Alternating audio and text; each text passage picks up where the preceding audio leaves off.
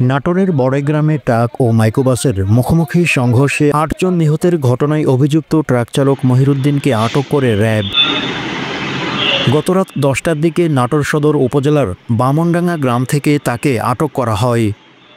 RAB ৫ Natore ক্যাম্পের commander অতিরিক্ত police super হাফিজ আল আসাদ বিষয়টি গণমাধ্যমকে নিশ্চিত করে বলেন, বড়াইগ্রাম বনপাড়া হাটিকুমরুল মহাসড়কে শ্রীরামপুর এলাকায় ট্রাক ও মাইক্রোবাসের মুখোমুখি সংঘর্ষে ৮ জন নিহত হন। ঘটনার পর থেকে ট্রাক চালক মহিরুদ্দিন গা ঢাকা দেন। এরপর তথ্য প্রযুক্তির সহায়তায় রাত ১০টার দিকে অভিযান চালিয়ে নাটোর সদর উপজেলার বামনডাঙ্গা গ্রাম থেকে অভিযুক্ত ট্রাক চালককে আটক করা হয়। এরপর ট্রাক চালক মহিরুদ্দিনকে বনপাড়া হাইওয়ে থানা পুলিশের কাছে হস্তান্তর করা হয়।